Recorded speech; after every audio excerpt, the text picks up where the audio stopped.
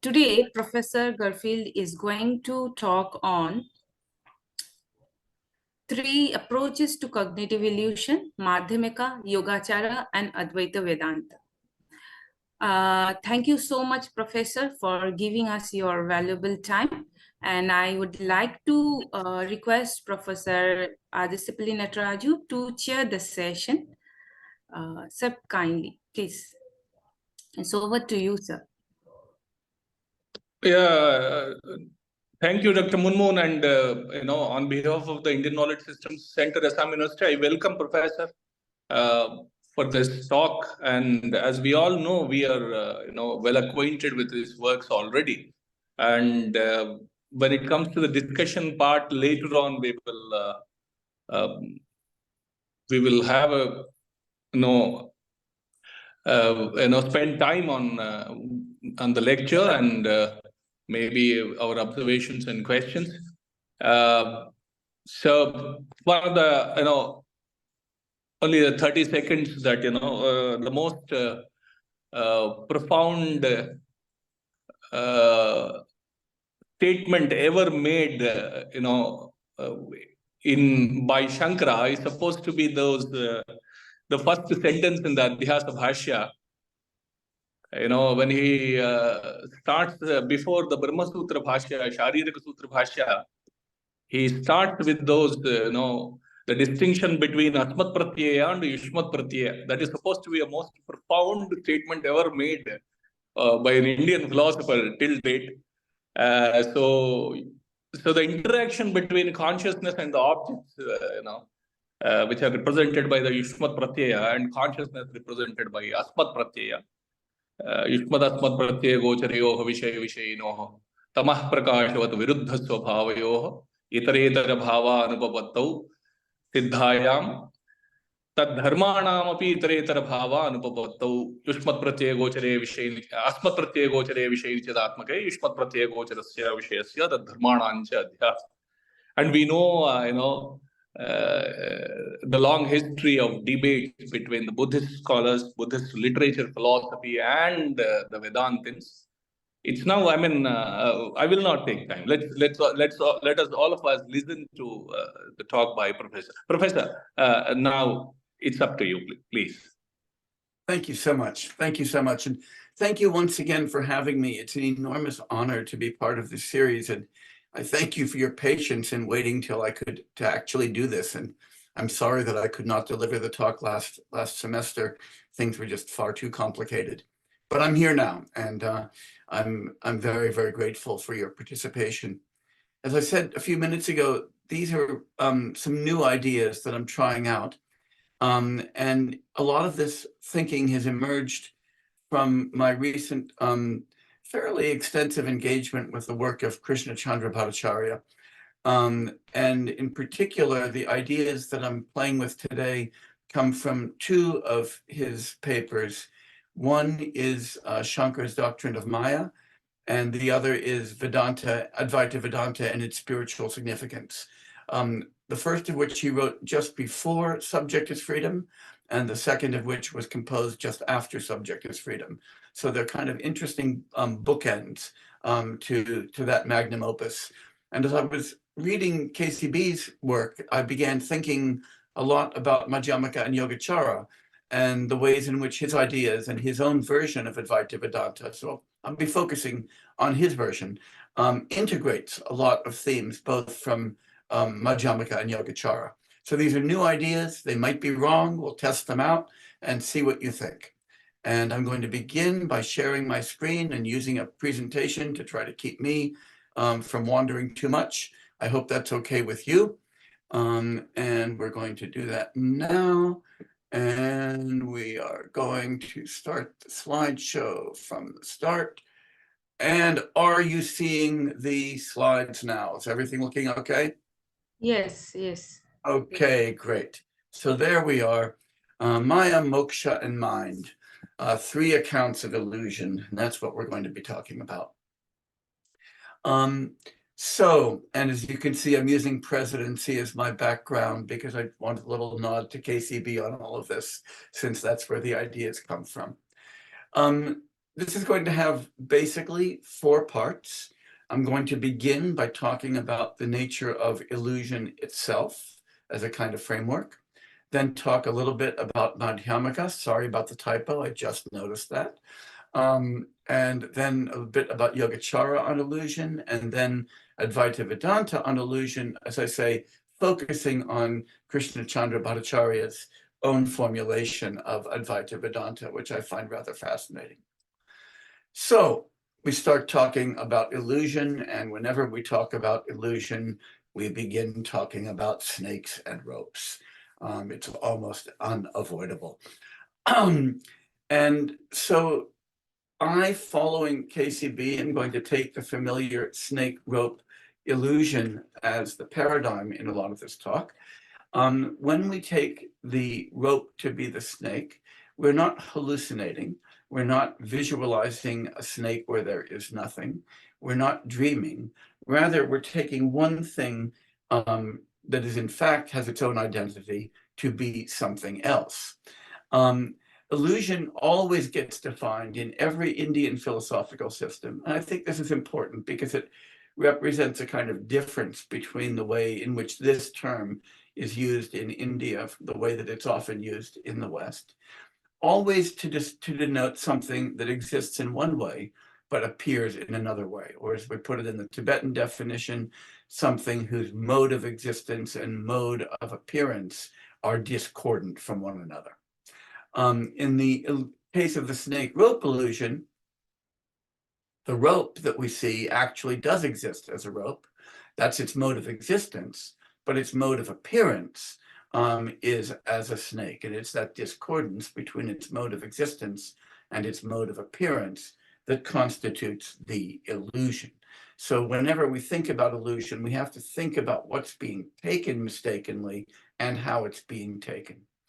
And when we understand an illusion, and I'm using that word understand here very carefully, that is when we know cognitively or inferentially, discursively, that something is an illusion, that's because that we understand that there's a difference between the mode of existence and the mode of appearance.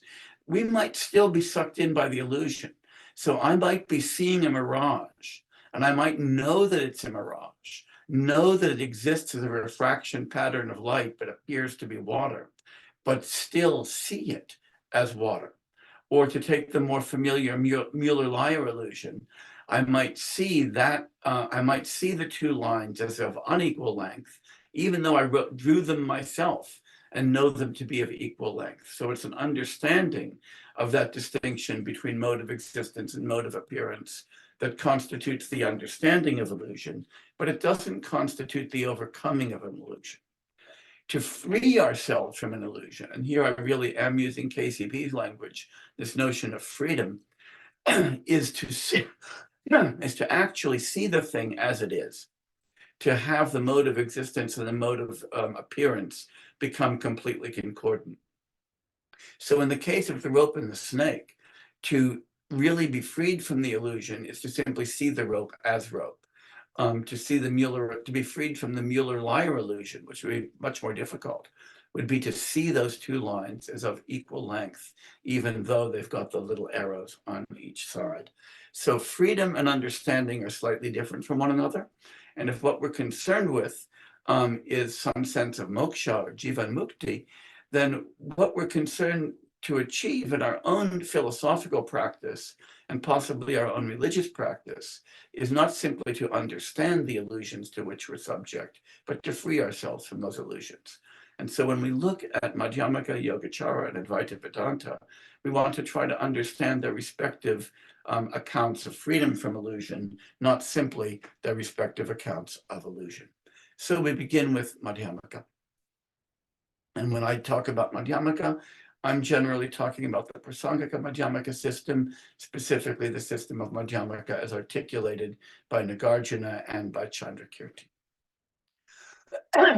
So we always begin with the Madhyamaka system by specifying the doctrine of the two truths, the Satyadvaya.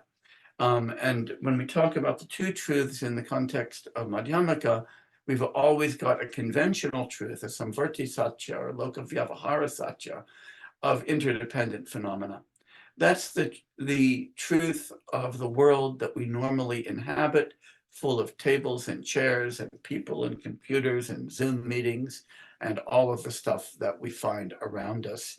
And it's important to see that that conventional truth has to be understood as a truth, if only because there's a difference between getting it right and getting it wrong with respect to the conventional. It is true that I'm in the United States and many of you are in India right now. It is true that we're on a Zoom meeting. It's false that I'm on Mars. It's false that we're all meeting in the same room. And because there's a difference between truth and falsity, the conventional truth of Samvarti Satya constitutes a truth, a reality about which we could be right or wrong.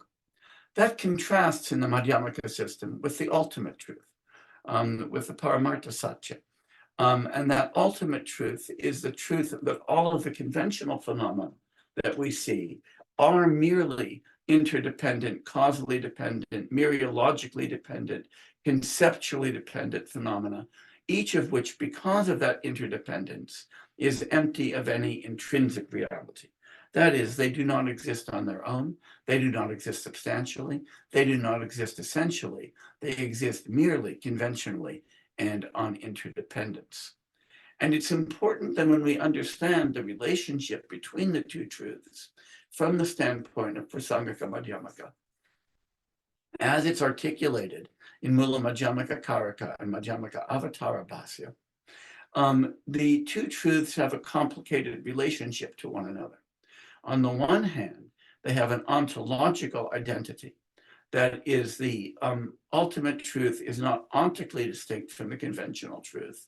It's an aspect of the conventional truth. It is the emptiness of the conventional truth of intrinsic reality. It's not as though we could dispense with the conventional truth and only have the ultimate truth. The ultimate truth is the ultimate truth about the conventional. So in that sense, they are completely identical. If we don't have conventional phenomena, we do not have their emptiness. Just as if we don't have a sky, we don't have the blueness of the sky. If we don't have conventional phenomena, we don't have the emptiness of conventional phenomena. And if we don't have the emptiness of conventional phenomena, we don't have the ultimate truth. On the other hand, the conventional truth and the ultimate truth are also conceptually distinct. One is the actual empirical reality of tables, chairs, people, horses, dogs, and Zoom meetings. The other is their emptiness of any intrinsic identity. This is put beautifully by the Tibetan philosopher Tsongkhapa in the 15th century, when he says that the conventional and the ultimate are extensionally equivalent, intentionally distinct. That is, they end up being exactly the same things, but presented under different modes of presentation. In the same way, we might say that the President of the United States is both the leader of the Democratic Party and the Commander-in-Chief of the Armed Forces. But to be the Commander-in-Chief of the Armed Forces is not to be the leader of the Democratic Party. Those are extensionally identical in Joe Biden, but they are intentionally distinct. One could know that he was the leader of the Democratic Party without knowing that he was the Commander-in-Chief of the Armed Forces. But you can't kick the leader of the Democratic Party without kicking the Commander-in-Chief of the Armed Forces. So similarly with the conventional and the ultimate truth, you can't see something that's conventionally real without seeing something that's ultimately empty, but you can know that it's conventionally real without knowing that it's ultimately empty. Madhyamaka accounts of illusion rely on a familiar stock of examples. And I'm really going to be focusing on examples here to understand the difference between Madhyamaka, Yogācāra, and Advaita Vedānta understandings of the nature of illusion. One is the notion of the mirage. When we see a mirage, we see something that does exist as a refraction pattern of light, but has a mode of appearance as water. So its mode of appearance and its mode of existence are quite different. And in particular, in the context of the Madhyamaka deployment of this example, we say that the mirage is empty of what it appears to have. What it appears to have is water, but it's empty of water. And so like the mirage, conventional truth, while it appears to have intrinsic identity, is empty of that intrinsic identity. And the mirage analogy gives us that notion of something that appears to be full of something, but is in fact empty of it. Another stock Madhyamaka example is the example of the echo. The echo appears to be a second voice, but is in fact empty of that second voice, only being the after effect of a single act of speech. Or the third analogy that we often see is the analogy of the face in the mirror. When I get up in the morning and look at myself in the mirror, it seems that there's an old man looking at me from the other side of the wall, and I wonder who he is, since I know that I'm actually a very young man. But there it is. It's just me appearing in the glass. It's not actually another figure. It's empty of existing behind that glass and exists only as a reflection. So each of these examples illustrates the illusory nature of conventional reality by showing us that conventional reality appears to be something that it's not. It appears to be full of intrinsically existing phenomena when it's in fact only full of empty phenomena. And so when we look at the difference between the mode of appearance and the mode of existence, and the nature of the superimposition, the samaropa, the adhyasa that's involved in illusion from the standpoint of Madhyamaka, it looks this way. The difference consists in whether something exists with or without intrinsic identity. That is, conventional phenomena appear to exist with intrinsic identity, but they in fact exist without any intrinsic identity, empty of it. And the superimposition, the adhyasa or the samaropa, for speaking in the Buddhist language, is that we superimpose intrinsic identity on something that lacks it. Just as in the case of the mirage, we superimpose water on something that's just a refraction pattern. In the case of the echo, we superimpose a second speaker over something which is just an after effect of a first act of speech. And in the face in the mirror, we superimpose a guy behind the mirror on something that's just a reflection of something in front of the mirror. And from the Madhyamaka standpoint, to be liberated from that illusion, to escape from that illusion, to become free, is to see things as empty of intrinsic existence. Again, it's not just to know that things are empty of intrinsic existence. We can do that just by reading a Madhyamaka text and performing the reasoning. Nonetheless, even after we've read the text, when we look around us, we see a conventional world, but we see it as a world of intrinsically existent phenomena. That shows that to understand is not to be liberated. It's only a first step on the road to liberation. It may be a necessary step, but not a sufficient step. Liberation from illusion is a mode of seeing. So much for Madhyamaka. We're now going to transfer our attention to the second great Mahayana school, the Yogācāra school. When we talk about Yogācāra and we talk about illusion, we immediately have to talk about the doctrine of the three natures, the three svabhavas, and the three naturelessnesses, or the three nisvabhavas, as articulated beautifully in the 7th chapter of the Samdhi Nirmochana Sutra. So these are going to play the role that the two truths play in Madhyamaka philosophy.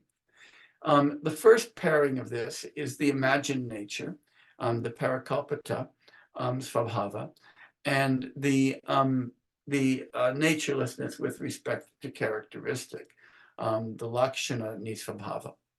When we see all phenomena of which we are aware, all objects of our experience from the Yogācāra perspective have an imagined nature.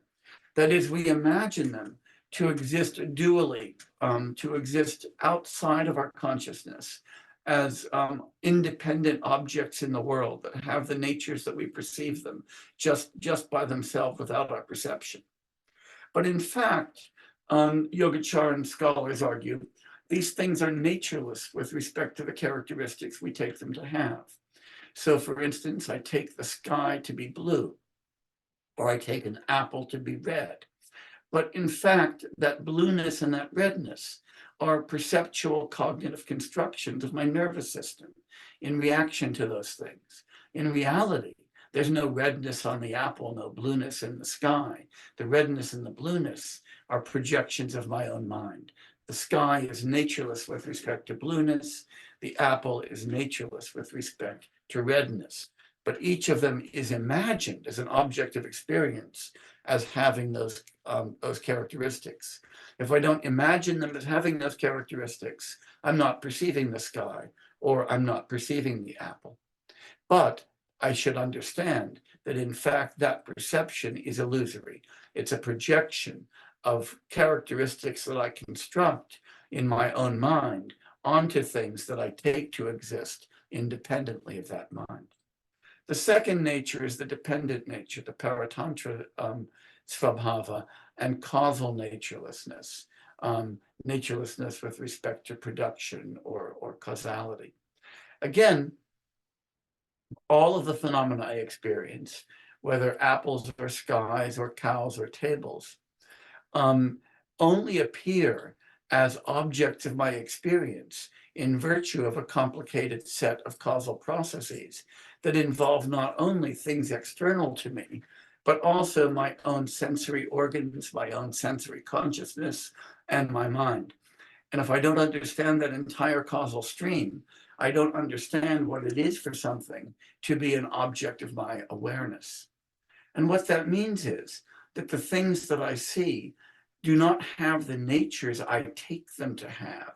I take them to exist independently of me, but they in fact only come into existence as objects in virtue of their causal interaction with my sensory faculties, with my modes of cognition, and with my consciousness. And so without all of that causality, they don't exist as objects at all. And finally, there's a consummate nature of things, the way they are ultimately, and that is their ultimate naturelessness. The consummate nature, as we learn in the Samdhinirmochana Sutra, is that the dependent nature, that is the causal processes that deliver objects to us and that deliver to us the consciousness of things as objects, is empty of the imagined nature. That the way that things really are has nothing to do with the way that they appear. And their ultimate naturelessness is this fact. If I ask myself, okay, the apple isn't really red, the redness is something I superimpose. The apple is not really variegated in the way that, say, a butterfly or a bee would see it. It's really solid in color. And if I ask, so, okay, if the apple doesn't exist as I see it, if it doesn't exist as a bee sees it, if it doesn't exist as a preta sees it, if it doesn't exist as a deva sees it, what is its ultimate nature? How is it really? And I come to realize that there is no way that any object is on its own. There are only ways that objects are as they appear to different kinds of consciousness. Then I realize that ultimately, objects have no nature of their own. The only characteristics they have emerge in terms of their interaction with kinds of consciousness. So those are the three natures and the three naturelessnesses. Now, the other big dimension of Yogācāra thought that we have to understand in order to understand illusion is the idea of subject-object duality.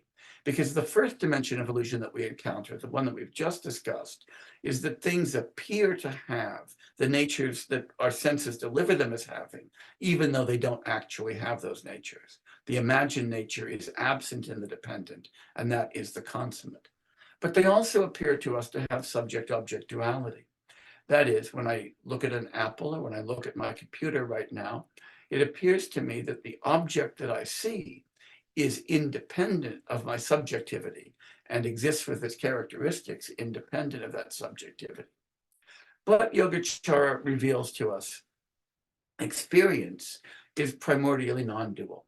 That is, when I actually pay attention to the perceptual and cognitive object that I have, it's an object that is completely constructed by my brain, by my perceptual apparatus in the context of interaction with a world around me. So that if I ask, what is the contribution of my brain and what's the contribution of the world? What's the difference between the object and the thing that I experience? The answer has to be that there isn't any. There's simply an immersed, embodied process of experience in which neither I nor the object has any pride of place. That what we have is a constantly evolving interaction of phenomena, neither of which deserves the status of subject, neither of which deserves the status of object. The subject-object duality is a projection of consciousness. It's a character, it's part of the imagined nature. But when we look at the consummate nature, there is no duality in that. Now, we talked about core examples used to demonstrate illusion in the Madhyamaka. We talked about echoes, we talked about mirrors, we talked about mirages. But the big example that we find in Yogācāra is a different one. It's the example of two moons, of the double moon.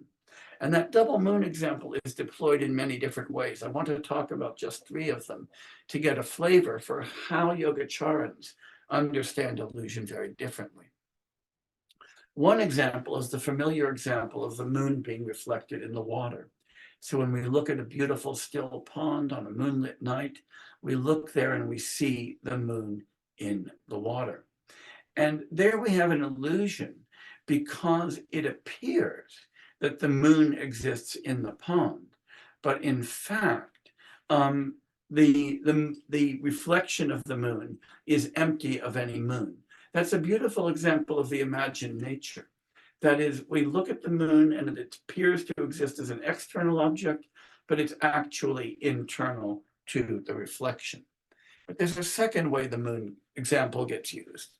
This is the example of somebody who's had a little bit too much to drink, or maybe suffers from some eye disease and looks up at the sky where there's only one moon and sees two. Here what we see is that the perception, the perceptual experience that I have is an contains two moons, but in fact that is that's only possible because of some disorder in me, whether it's because I've been drinking too much or because I've got a difficulty with my retina or something like that. The appearance that I have is an appearance entirely conditioned by consciousness, not an appearance conditioned by external reality. So once again, the illusion to which our attention is drawn is the idea that our own experience somehow directly reflects external reality.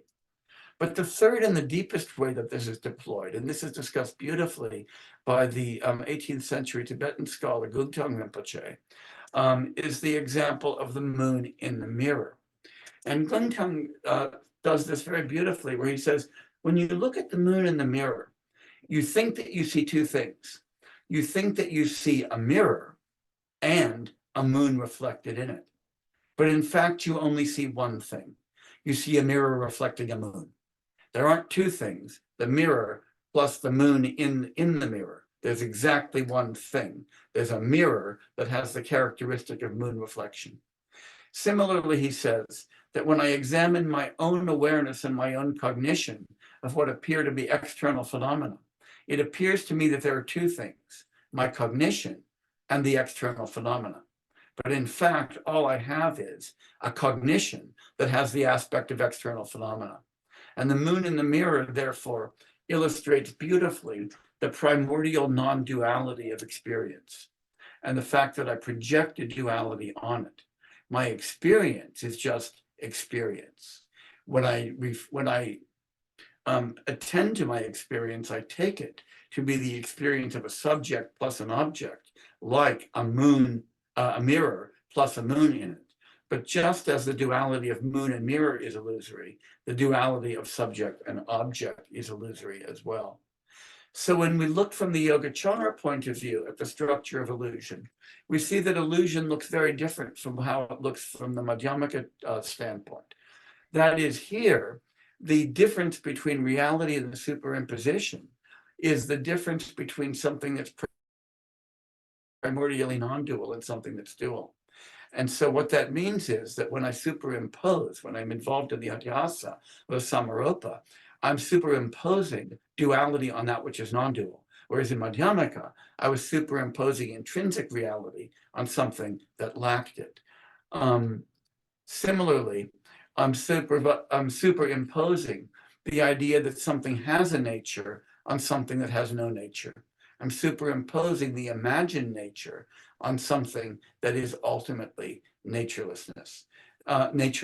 So I'm presupposing that there is a way that things are, even though there is, in fact, no way that those things are.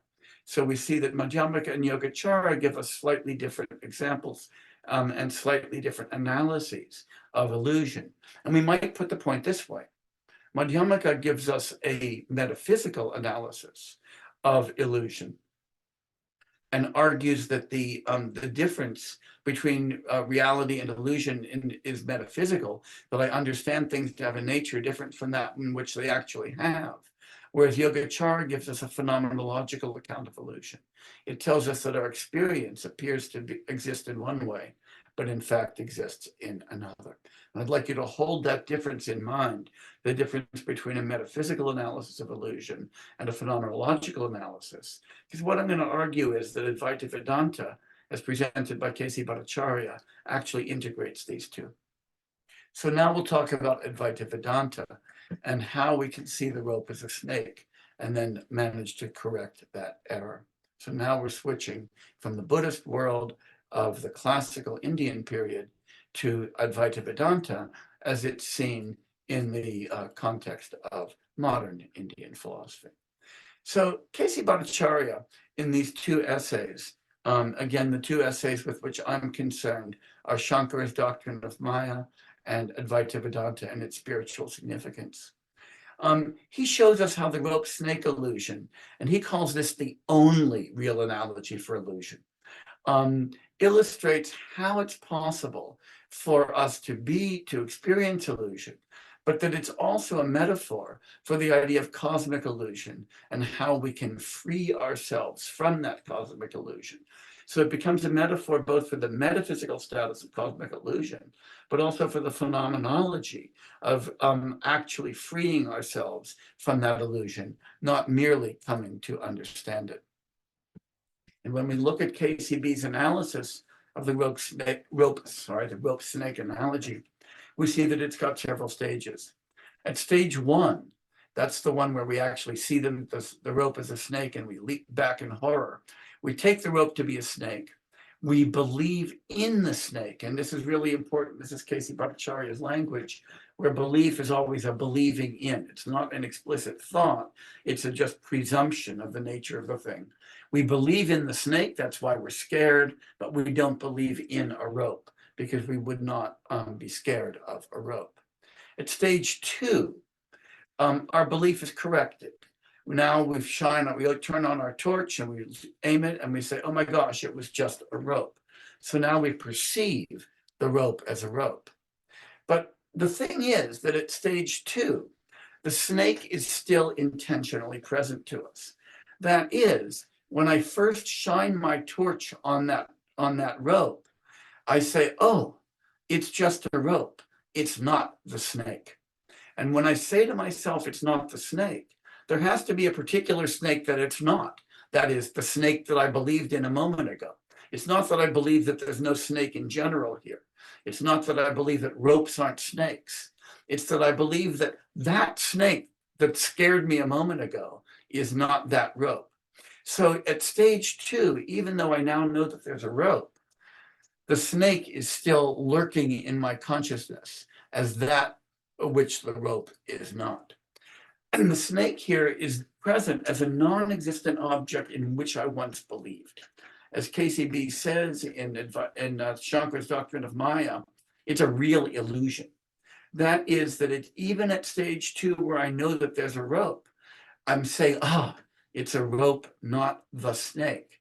Again, the snake is present as a non-existent object that I now know is not the rope, and it has to still be there. There was a particular illusion that I experienced, namely the illusion of that very snake. It's only at stage three, K.C. Bhattacharya tells us, that we completely deny the existence of the snake. when I just simply see the rope as a rope. There's no emotional valence. There's just a rope on the ground. The snake has now been reduced to nothing. I don't even imagine a snake. So the difference between stage 2 and stage 3 is the snake is still imagined there as a non-existent that's distinguished from the rope. But in stage 3, I'm not distinguishing the rope from anything. The snake is receded into absolute nothingness. And so unlike the second stage, at the third stage, even the phrase the snake doesn't denote anything. At the second stage, the phrase the snake denotes something. It denotes the particular snake that I thought was in front of me a moment ago. Not snakehood in general, some particular snake.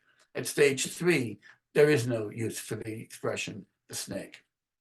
So let's talk about these snakes, these ropes, and the phenomenology of illusion in Advaita Vedānta for a moment. The third stage, the stage where we're achieving a kind of moksha, a kind of liberation or freedom from the illusion of the snake, is a very, very strange stage indeed. And if we're going to understand what liberation from illusion means in Advaita Vedānta, we need to understand that stage. And so now I'm actually, quoting KCB here because I think it's really nice to use his language. He says, the judgment, that snake is unreal. On the implication of that cognition, rope, not snake. Remember, those are judgments at the second stage, is realized at the third stage to be a contradiction. That is the third stage. We say it couldn't have been a rope, not a snake, because there was no snake that it wasn't. And he said, but we still feel like that contradiction is given to us, that in that second stage, the non-snakehood was given. It's not a contradiction like a squared circle. It's an inconsistency in our own experience, that we see the second stage as having been unstable. The puzzle that we encounter in the third stage is that by seeing that the second stage, we were aware of the illusion, we had to take the words snake and rope to be co-referential, to refer to the same thing. Because remember what we had to say. We had to say that rope is not that snake. And so we had to say somehow that that snake and that rope were the same thing. It was just a rope. It appeared to be a snake. But we also know that no rope can be a snake and no snake can be a rope. So we have this cognitive tension at the second stage that we recognize in the third stage. And so, as KCB says, in the third stage, even though that snake is reduced to nothing, both objectively and subjectively, that is, it's not an object and we stopped experiencing it, we still at that third stage say, there never was such a snake. And when we say there never was such a snake, that snake is still a positive non-existent. There's a particular snake that it wasn't. And that's the strange part, because that particular snake is now given to us as something that never existed, but nonetheless was something that we perceived. And that requires us, as KCB says, to see us, and this is why he says the snake rope analogy is the only real analogy for illusion, that what is given to us, that our sensory experience, like in that first case, in that first stage, the snake was given to us as something that our senses saw, is false. That is, it's deceptive or illusory. And so the snake rope analogy is meant to show us that the entire world of sense, the entire objective world, is given to us as an illusion. Something that we recognize later has to be entirely non-existent. At the second stage, we see that the object is illusory. That is, we saw the snake was illusory. At the third stage, what we see is that our experience was illusory. That is, experiencing the rope as a snake was itself something illusory and delusive. It's not that the rope was what was deceiving us. What was deceiving us was our very experience itself. So it's turning things inward and understanding that the source of illusion is not something external, but something in us. Focusing on the structure of our experience as dualistic, as providing a subject plus an object, and seeing that that itself is where the illusion comes from. And so K.C. Bhattacharya turns this into an analysis of what he calls cosmic illusion, the illusion with which Shankaracharya is primarily concerned.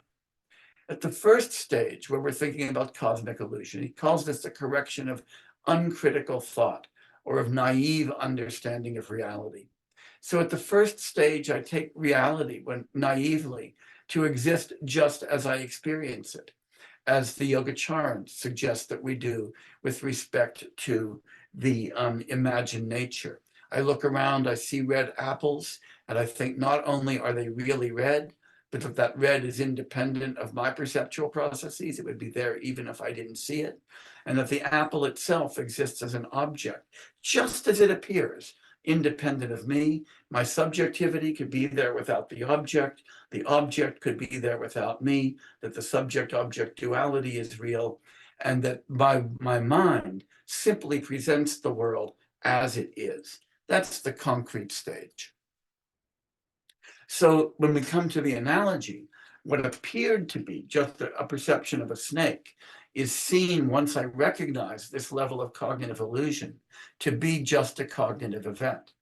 And similarly, when I'm correcting uncritical thought at the first stage of the correction of cosmic illusion, I'm seeing that what appears to be the perception of the world is nothing but a bunch of cognitive processes that I mistake for a kind of deliverance of the given, a deliverance of the world as it is. At the second stage, though, we're getting a little bit deeper into the correction of cosmic illusion. We have to correct critical thought. That is, that rational reconstruction of experience that I achieve at the first stage now has itself to be corrected. That is, I now, at the end of the first stage, I say, oh, apples, tables, chairs, computers, and people, they're just my cognitive constructions, and they only exist as I see them in virtue of those constructions. At the second stage, just as we freed ourselves from belief in the snake, and we now see it as a mere intentional object, and from the standpoint of cosmic illusion, we free ourselves from believing in the truth of the world as it appears to us. That is, believing in is the important part here. It's one thing to know that the world is an illusory construction. It's one thing to know that everything we experience is merely what our brains have done to us in response to causal interaction with God knows what. But it's another thing to stop believing in it. Every one of us can reason quite easily into the claim that the world we experience shows up for us only as a set of brain processes. But who among us can actually look around at the beautiful world that we inhabit and say, ah, what glorious brain processes I'm experiencing right now? Who can believe in the non-dual experience of our own experiences rather than believing in the world? To free us from belief in the truth is to recognize the deceptive character of perception, not only to know the deceptive character of perception, but to no longer be deceived by it. That third stage, that takes us to the third stage. At the third stage of the perception of the snake and the rope, we no longer even see the snake as real. That is, it just disappears. We don't even believe in it. It's a given non-existent. That is, we say, oh my gosh, I once thought that there was a snake. I now no longer do. And if somebody says, well, tell me what that snake is like. What color is that snake? How long is the snake? How dangerous is the snake? We say, no, that snake, it doesn't exist. It doesn't have any of those characteristics. I don't even believe in it. It doesn't make sense to say that it was brown or black or striped or a cobra or a crate. I've got the complete faith now that even thinking about that snake will disappear. And again, that's a kind of shraddha, a kind of conviction that I can get to a stage where that snake is no longer even a possibility for me. And from the standpoint of cosmic illusion, what would it be to be completely freed from cosmic illusion? What would it be to achieve a kind of moksha? It would be to no longer even believe in the world that we construct, no longer to believe in red apples and blue skies and brown snakes, but only to believe in the construction, to only believe in the cognitive functioning of subjectivity that leads us to experience those things as though they were real. And this is where K.C. Bhattacharya, in that second beautiful phrase, that second beautiful paper, Advaita and its spiritual significance, tells us that faith, or shraddha, comes into philosophical thinking. Because when at the third stage of the correction of illusion, we've come to recognize that even what we mean by reality is incoherent. Since what I mean by the difference between a real apple and a hallucinated apple, for instance, is that a real apple is an apple that exists independently of my experience, where a hallucinated apple only exists in my experience. That a real snake is a snake that could actually bite me, but a hallucinated snake is a snake that I only imagine. But that really requires a notion of reality. That means that to be real is to exist externally to subjectivity, to be free of, to be dually related to subjectivity. And that means that the idea of reality itself is incoherent, that the only kind of reality there is the reality of illusions. And that means that there is no difference between being real and any opposite, being real and being unreal. That duality of reality and unreality is itself an illusory duality. And that means if there's no difference between reality and illusion, there is no illusion either. That is, if we thought that the message of Advaita Vedānta is that there's a profound difference between tattva and maya, between reality and illusion, we have to come to see that that itself is one more duality. That while we thought that we were simply confronted with a world of illusion, and that if we rolled up that screen, we would see a world of reality, we've now come to see that there is no such screen, there is no such illusion, and there is no difference between illusion and reality. And that means that just as in the third stage of freeing ourselves from the illusion of the snake, we no longer even believe in the snake. We no longer believe in the illusion that we initially experienced. In the third stage of the achievement of moksha, of freedom from cosmic illusion, we free ourselves from even believing in the reality of illusion as illusion. We even free ourselves from taking illusion seriously as something that is different from reality. And that allows us to understand Maya as adhyasa, as superimposition itself. Vedanta, KCB says, starts with the notion of adhyasa, starts with the notion of superimposition, and it presupposes the possibility of an experience of spiritual detachment from the body, including the empirical mind. But in the case of the rope and the snake, we begin with the superimposition of a snake on a rope. But we're partially freed, but only partially, when we recognize that superimposition, when we come to understand that illusion. We can only be completely freed when we no longer even feel the reality of the snake, when we look at that rope and we don't even feel that tingling of fear that we once felt when we thought that it was a snake. The task of philosophy as a spiritual practice is first then the demonstration that adhyasa, that superimposition is illusory, first coming to understand that cognitively. But then you're not done with philosophy. If that's all philosophy is done, philosophy hasn't transformed us. Philosophy done properly is meant to be a transformative discipline. And if it's truly transformative, it's got to undo the feeling of that reality. We've only finished our job from the standpoint of Advaita when reality no longer confronts us as something that we see as different from ourselves, or even as something that we see as an illusion, but simply is experienced as experience itself. What K.C. Bhattacharya puts this, I think, is quite beautiful. He says, an illusion, unlike error, excites wonder, abhyuta, as it's corrected. One's appreciation of something as illusory involves a peculiar feeling of the scales falling from our eyes, to be aware of our individuality as illusory, that is, to be aware that our very subjectivity is itself an illusion, would be to wonder how we could feel to be an individual at all, to wonder at our own implicit belief in the identity of our mind with our body.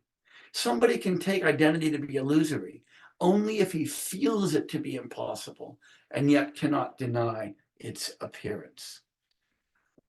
What does this mean? It means that if we've really followed the lessons of Advaita Vedānta completely, we recognize that we're non-dually related to the world we inhabit. It's not as though there's me as subject and a world as an object. There's a world of which I am part, and that all of my experience is a completely embodied, embedded experience. And to shake that illusion, to really gain freedom from it, is to wonder how we could have ever thought that our own subjectivity is somehow exterior to the world, constituting a genuine duality. And the task of philosophy, if we really do our philosophical thinking right, is to elicit that sense of wonder, to come away wondering how we could have ever seen the world as presenting itself to us dualistically. Desi Bhattacharya puts it this way. This is a very beautiful way of putting things. He says there are two illusions that we have to shed. One is that the I, the subject, appears as me, the object. That is the illusion that when I have self-consciousness, that somehow the thing of which I'm conscious is my subjectivity itself. The second illusion is the illusion of the me, that is of what appears to me in introspection, my mind, my body, my cognitive processes, appearing as I. That is, that those appear to be subjectivity itself. When a person wonders how he could be what he cannot be, that is, how could I possibly be an object when I'm really a subject, he corrects the first illusion, but not the latter. That's the beautiful point. With the correction of the first illusion, he sees that the second one should be an illusory. That is, he sees that the self that appears in introspection, the self that appears when I look at my body in the mirror, can't be my subjectivity, that also should be an illusion. But we don't disbelieve it. That is, we still believe in the self we encounter in experience as a subject. In the first illusion, the subject is the rope. The appearance of the mind and the body is the snake. The superimposition in the first illusion, the superimposition of me as I, creates an incoherent mix of subjectivity and objectivity, thinking that the I as subject is really the object that I take. But in the second illusion, I take my spatio-temporal reality, that I take the way that I appear to myself in introspection or in proprioception or in reflection in a mirror. I take all of that to be subjective as opposed to be an object. And when I do that, the superimposition is reversed. I'm superimposing subjectivity on the object. So the first illusion, taking I to be me, superimposes objectivity on subjectivity. The second superimposes subjectivity on objectivity. When that illusion dissipates, then I feel I to be truth. That is the way things actually are, something in which I can have confidence. And I experience reality, that is all of the objects that show up for me, to be merely the contents of my consciousness. That's what it is to disbelieve in reality. When I disbelieve in reality that way, I don't think it's an illusion, but I also don't think it's more than an illusion. I experience it merely as the nature of my consciousness. And I experience my consciousness then as the non-dual truth of existence. And so the non-duality of self and object becomes the truth that reveals the real, that reveals the objects I encounter to be illusions. And so to realize subjectivity, to realize non-duality, is to be free from the illusion of the real, and hence free from the distinction between the real and the illusory. So we've got three accounts of illusion that we've discussed. Now I want to come back to that theme to conclude. The first is the Madhyamaka account. Illusion is the superimposition of intrinsic reality on that which is empty. That's a metaphysical understanding of illusion. Yogācāra, illusion is the superimposition of subject-object duality and of a primordial nature on that which is non-dual and natureless. That is a phenomenological understanding of illusion. Advaita Vedānta, though, at least in the hands of K.C. Bhattacharya, integrates both Madhyamaka and Yogācāra. It shows us that illusion, the fundamental illusion, is to see ourselves as transcending the world, to see me as the subject and the world confronting me as object. And that is to see there as being subjectivity and objective reality as the two poles of reality, or the two poles of experience in the first place. For that reason, the Advaita account is both phenomenological and metaphysical. That is, it integrates Madhyamaka itself as illusory, because our experience is dualistic. And so both the subject pole and the object pole are seen as fictions.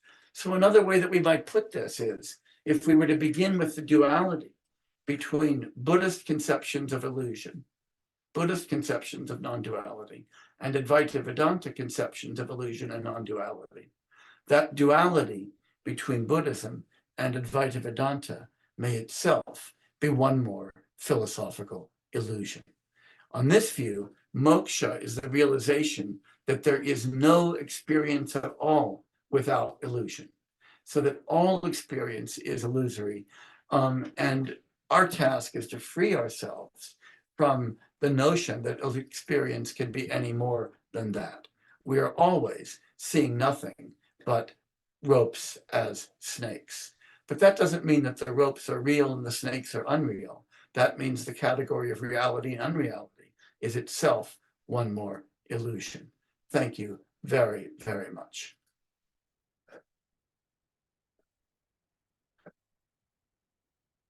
And now we are going to stop the share and we're back together. Thank you, Professor, for this very, very interesting presentation.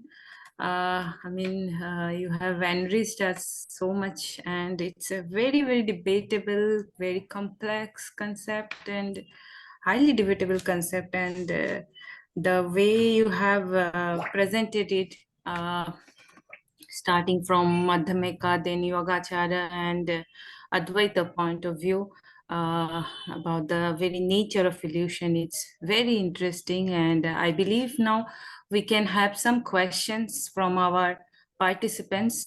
Do you have some time for discussions?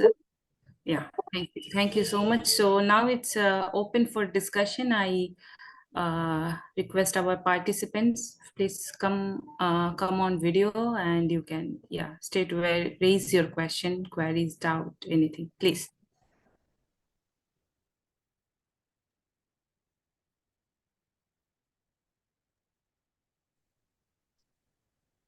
May I? Please, and Shailendraji, please. Thank you so much, Professor. It's a really very enriching lecture for us. Actually, Little louder, Shailendraji. Yeah. Actually, how I see illusion, that if I feel illusion, because I have the cognition through my past experiences, including its rupa and guna, everything. I feel a snake in rope because I have experienced earlier the snake.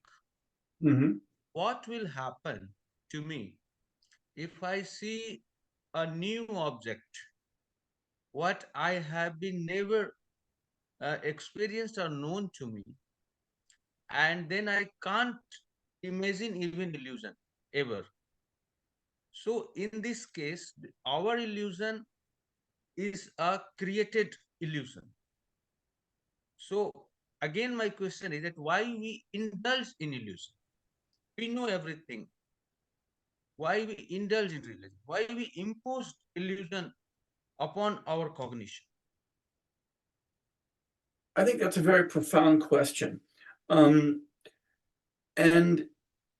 The way that I prefer to answer it, and now I'm sort of stepping out of the standpoint specifically of Advaita Vedanta and specifically of Buddhist philosophy, but talking about it from the standpoint of, say, cognitive science. And I have to say that one of the reasons that I read Vedanta and one of the reasons I read Buddhism is to learn from them, not just about what people thought in classical India, though that's important, but also to enrich our own understanding of our own cognitive lives. As I say, if philosophy is not transformative, why bother doing it? So I think that we are neurologically wired for illusion. That is, when we think about the fundamental illusion, and that's a twofold illusion, as I hope that all of these texts together have seen. One is that it's the illusion that the objects of our experience exist just as they are, independently of our experiencing them. That's an almost inescapable illusion, right?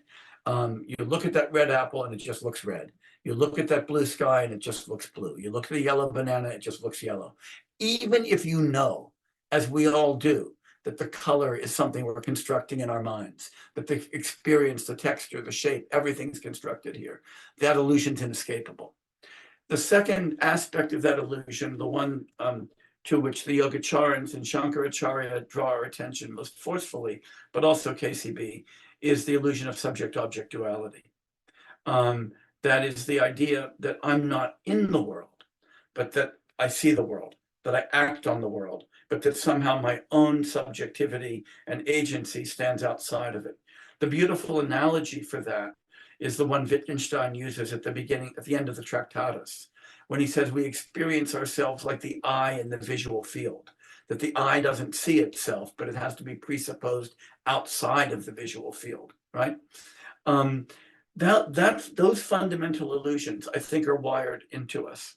And I think that they're wired evolutionarily as spandrels on interoception and proprioception. So we have evolved very carefully.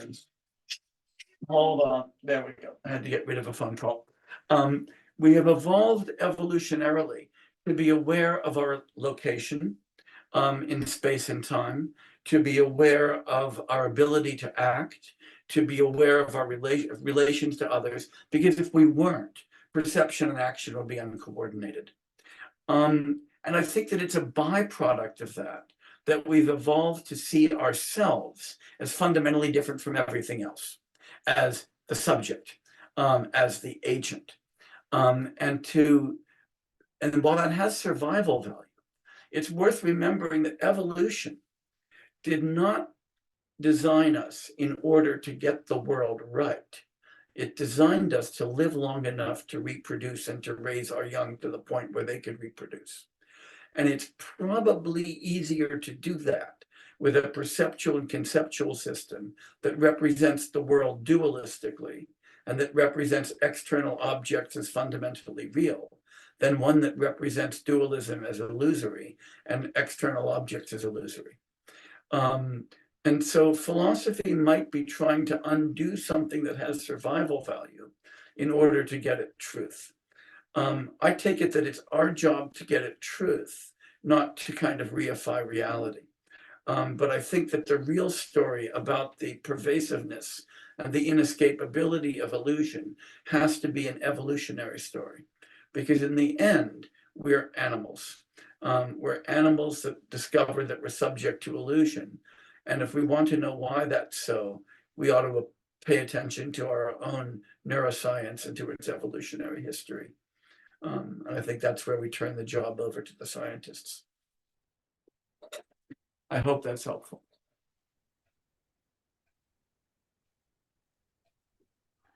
Professor Garfield, may Yes. I discuss a point which sometimes I feel very problematic. The one thing very follows that Buddha's paticca samuppada. And in Madhyamaka Karika, the pratitya samutpada. Paticca Samuppada is the foundational discovery by the Buddha. And it has the ontological status. And of course, it's a dynamic reality. But in Madhyamaka, it's an interpretation, or you can say it's interpretation or revolutionary interpretation by Nagarjuna. And this is interpreted in a very different way. And to such an extent that as if that one is a phenomenal reality or something like this one.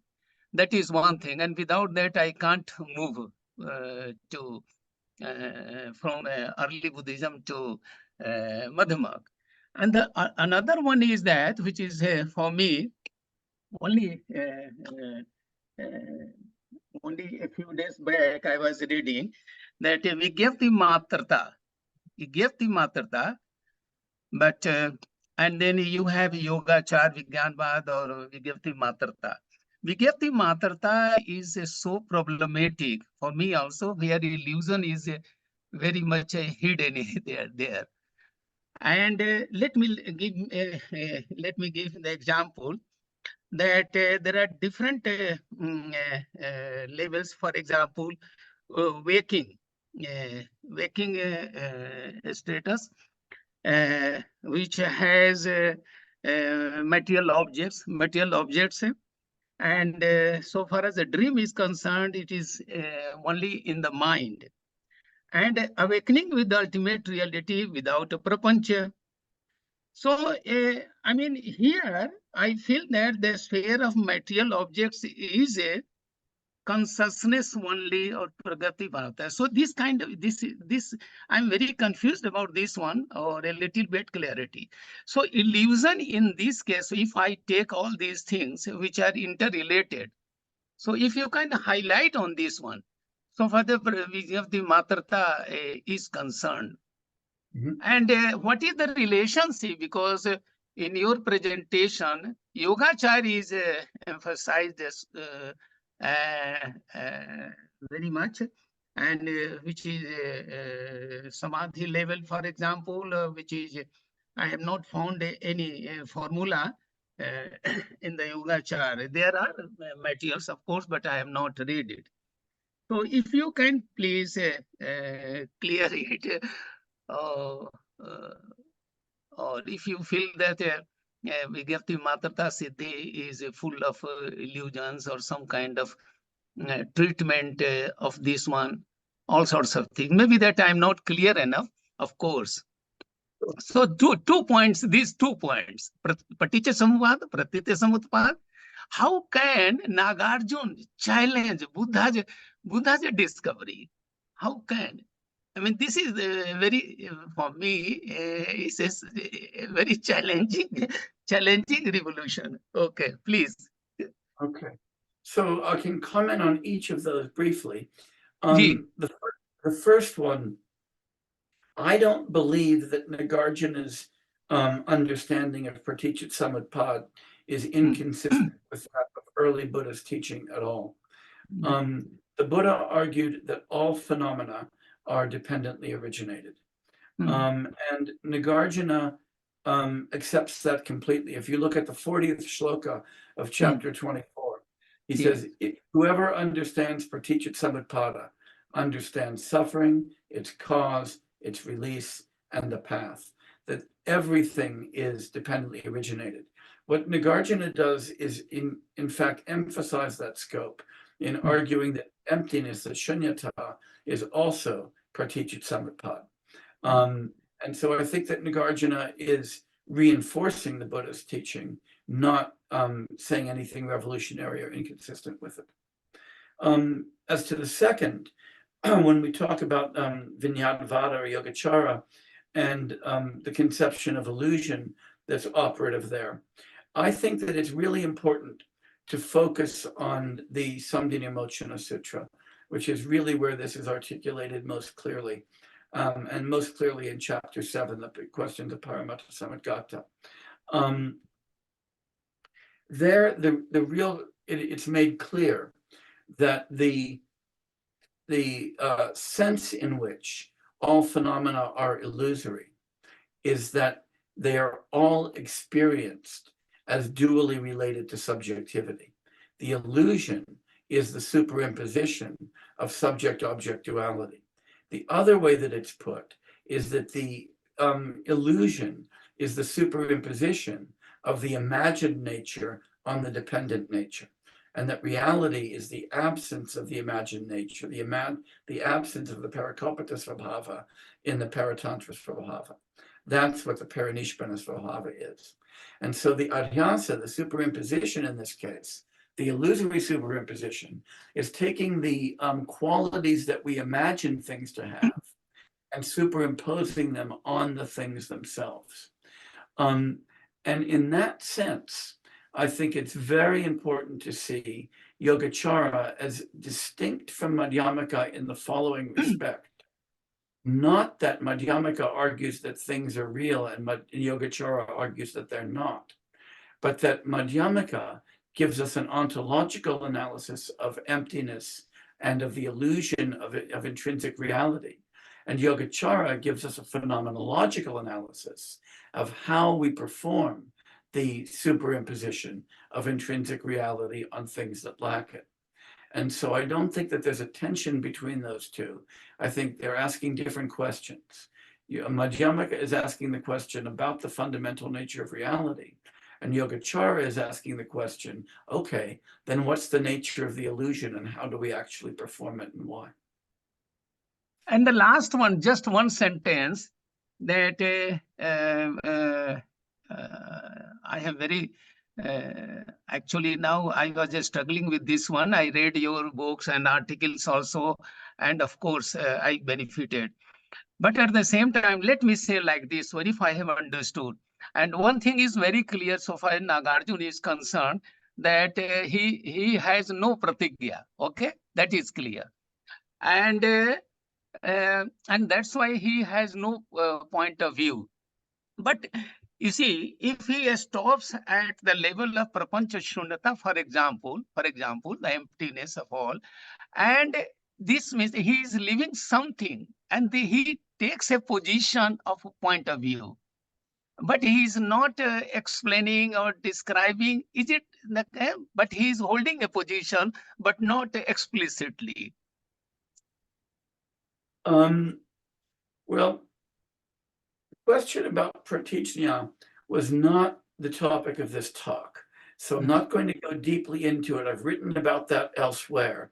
As you say, it may be clear that Nagarjuna in Vigraha Vyavartani denies that he has a pratijñā. What's not clear is what he means when he says that. And there are different ways to read that denial. Some of those are paradoxical, some of those are not. But I think that it's fair to say that that's not the denial that there is a darshana that he is trying to advance, right? So it's very useful to distinguish between, say, as Chandrakirti does, between a shunyata drishti and a shunyata darshana. And Nagarjuna is trying to articulate a shunyata darshana that's free of a shunyata drishti. That is, he doesn't want shunyata to be a claim about the nature of phenomena. He wants it to be the refusal to ascribe any nature to phenomena because the idea of the nature of things doesn't make any sense. So when he says he doesn't have a pratijñā, I think that what he's saying is he does not have a claim about the nature of reality because he thinks that the very idea of the ultimate nature of reality doesn't make any sense. But that's a much longer story, and it wasn't the topic of today's talk, so I don't want to go down that right now. Thank you. Thank you very much indeed. You're welcome. Is it possible to ask one question? Can Of one course question it be is. accommodated? Okay. Please do. Thank you so much, Professor. It was such an enlightening listening to you. I was just wondered about this very experience of Brahmanubhuti, or the experience of the self, and that is what is considered to be real in Advaita. But at the same time, it is so private, it is so subjective in its own self that it cannot be articulated in terms of language, but at the same time, we are taking the clue from the language to understand it. And it is also said that it is only the Shabda Pramana is the only Pramana to talk about Brahman or talk about that experience. And considering that all other experiences from beginning to the end, which we see in the world as illusory. So that in itself, I find very problematic, because the ontological status about which we have been referring to in with regard to Brahman experience or Brahman, where is that experience? It has to be in this body itself, or even when we say that it is the transcendental experience, or it is transcending this experience of subjectivity, but that happens somewhere, right? Now, I really wanted to know where exactly, because it seems like we are going on a one-way traffic where there is no turning back. So, and this turning back is very problematic, because we need to turn back somewhere if we really want to go back and forth. So this back and forth is, if not possible, then it's very difficult what we are doing here. I'm sorry, yes. It may be a very foolish question, but this is really a genuine question. It's a very deep and a very profound question. And it's a question that I think that Krishna Chandra is trying to address in a very particular way, especially in the second of those two essays. It's also, interestingly, a question that was addressed in Buddhist philosophy, because the same issue arises about inexpressibility and the attempt to express the inexpressible. So I'm going to go at it backwards, if I can, and start with the way that the Tibetan philosopher Tsongkhapa addresses that question, and then come back using that to explain the way that I think that Krishna Chandra wants to address that question. So Tsongkhapa says that we can distinguish between two senses of the ultimate. So he's talking about Paramartha Satya, but he could as well, we could transpose this into the language of Vedanta if we wanted to. We could talk about Brahman. He says there's a categorized or conceptualized ultimate, and there's a non-conceptualized ultimate. So there's the ultimate as it's understood through language and conceptual categories, and the ultimate as it transcends all conceptual categories. Now, he asks the following very interesting question, and this is a subject of debate among Tibetan philosophers, but I want to focus on Tsongkhapa's answer. He asks the question, is the basis of division for those two, is the distinction between those two, based upon there being two different ultimates, a categorized one and an uncategorized one, and that we only talk about the categorized one, but that we can't talk about the uncategorized one? Or is the basis two different kinds of subjectivity? So a categorizing subjectivity and a non-categorizing subjectivity, but the same ultimate. He argues that it's the latter, that there aren't two ultimates. There's one ultimate. Or if we were to putting this in the language of Advaita Vedānta, it would be there's not two Brahmans, a conceptualized one and a non-conceptualized one. There's just Brahman. Instead, Tsongkhapa said, there are two ways of approaching, two ways of thinking about it. One way is to do it through concepts, and the other way is to do it through direct experience. But that you, in each case, you're encountering the same ultimate, or we might say encountering the same Brahman. And he argues that if you want to encounter the ultimate non-conceptually, the only route to that is to first encounter it conceptually, because you first have to understand and know what it is you're going to encounter non-conceptually, or you might simply have some experience of being drunk or being stoned and say, wow, I've got the Brahman, right? Because you can't recognize it when you see it. So you first need to learn it conceptually, and then to learn to transcend conceptualization. Now, that's fairly vague, but the point there is that the distinction isn't a distinction in the nature of reality. It's a distinction in the basis of our subjectivity. When K.C. Bhattacharya talks about the twofold illusion and says there's the illusion of taking I to be me and the illusion of taking me to be I. He's coming at a very, very similar idea. There's the illusion of taking my subjectivity and thinking that if I just focus on my subjectivity as an object, then I know myself. And that's the illusion of taking the object for a subject. But the other illusion is to say, okay, let me just focus on my thoughts, the nature of my mind, my body, and that will give me a window into my subjectivity. That's taking what's objective to be subjective. I want to say both of those are illusory. They're not illusory because the subjective is different from the objective and that you're putting them together. They're illusory because the distinction between the subjective and the objective is itself illusory. And that is to recognize the profound idea that all experience, insofar as its experience, is illusory. And I think one of the most profound ideas that K.C. Bhattacharya is mining from Advaita Vedānta is the bottomlessness of illusion. What that doesn't get us to is a non-illusory direct experience of reality. What it gets us to, and this is why he puts it this way, is a disbelief in reality. And that is why he so carefully distinguishes reality from truth. Reality, he thinks, is the problem, because the moment we distinguish reality from illusion, we're back to dualism. If we want our Vedanta to be truly non-dual, we can't distinguish reality from unreality.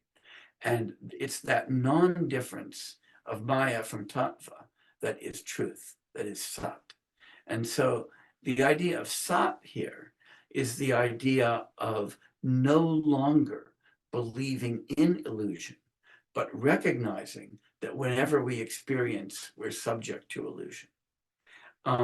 That doesn't allow you to go beyond it, but it generates the faith, the shraddha, that there is the possibility of transcendence. And that's the faith in the non-expressible, the inexpressible, nirvachana Brahman. Does that help a little bit? Yes, maybe that simply gives me an idea that there is a maybe. Yeah. So it is a maybe, and there is a window which is very slightly open.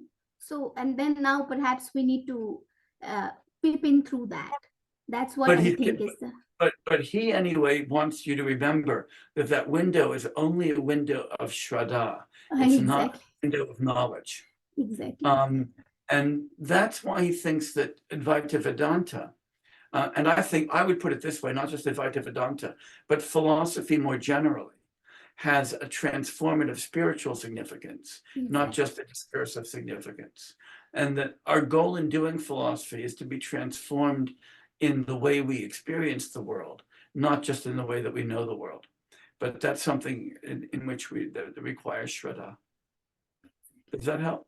Yes, sir. Am I allowed Thank you. for Thank you for that few profound seconds? question. Professor, are you saying that philosophy and Indian way of doing philosophy, which is related to realization or spirituality, so are close together or two different things? I think that they're inextricable from one another. I think that if you just do philosophy to publish papers and get promoted and get a university post and to refute somebody else's views, then you're not doing philosophy, you're doing a job. The only, and you'd be much better off if that's what you're doing, to do engineering or medicine and actually, make something useful to people. But if you're really doing philosophy, you're engaged in a path of transformation and a path to help others transform. And that's much harder. And that requires a great deal of humility. But I think that it's one of the things that I appreciate so much and about both the Buddhist tradition and about K.C. Bhattacharya's tradition is that acknowledgement that philosophy is part of a path to mukti. You know, there's a beautiful, here's something to reread. Everybody knows who the first president of the Indian Philosophical Congress was, right? Who was our first president? Dr. Radhakrishnan. No, Rabindranath Tagore. Sorry. Yeah, Rabindranath Tagore was the first president. And you remember the title of his presidential address, the first presidential address of the Indian Philosophical Congress? It's Pathway to Mukti. And he was trying to explain why philosophy is and can only be a pathway to mukti. And I think Rabindranath was right about that. It's worth going back to that address, by the way. It's a beautiful address. You can find it either in Professor Dubé's collection of the presidential addresses or in our book, Indian Philosophy in English from Renaissance to Independence. It's a beautiful address, but it reminds us of what philosophy is all about. And I think that it's ironic that it took a poet to remind philosophers of what they were doing. But he does a beautiful job of doing that. Thank you, Professor. Wonderful. I mean, there is one more question, Professor. Okay, we can take one more, but then we're out of time. Yeah, yes. There is a question from Dilip Bhattacharya. He's asking that, has K.C. Bhattacharya mentioned directly that he is synthesizing the Madhyamaka and Yogācāra into Absolutely not. Yeah. Absolutely not. He takes himself to be articulating Shankara's Advaita Vedānta. It's my own view that the way that he articulates that provides us with a way of synthesizing Madhyamaka and Yogācāra. And so it's sometimes a very useful thing to read philosophy in one tradition to cast insight on another. It's useful to read Greek philosophy to help understand Indian philosophy to help understand Persian philosophy to help understand contemporary analytic philosophy, put them all together. And so what I'm trying to do here is an exercise in reading a modern Indian philosopher's interpretation of classical Indian Vedanta to allow a contemporary understanding of how we can use Madhyamaka and Yogācāra in a synthesized way. And that's what I like to do with philosophy, is to look from different angles and different sides. If you only read in one tradition, you don't learn anything at all. Just one more thing, just one few seconds, sir. Yeah, just want to know that does Yogācāra or Madhyamaka accept any locus of vidya or illusion? I mean, does they accept any locus of? Yeah. Yes, it's a locus, but it's not a self, not an Atman. The locus is in the dependently originated sequence of psychophysical phenomena that we call a person. Yeah. Okay. Thank you, Professor. Thank you so much. Thank you all so much. It's been a pleasure and an honor. Yes, on behalf of the Center for Indian Knowledge System, we extend our sincere thanks and gratitude to you for your time and also for enriching us. Thank you so much. We hope in near future also we'll get chance to talk to you again and listen your words, your works, ideas. Thank you so much, Professor, and I thank our all participants, all faculty members who have joined from different parts of India, from different universities, colleges, Professor Hariprasad Singh, Professor Singh, Dr. Shindhu Madam, Dr. Shailendra ji, Dr. Arup Sharma, Dr. Lakshmikant, I mean all professors, all scholars, all students. Thank you so much for being with us. Thank you once again. Thank you. Namaste. Good evening.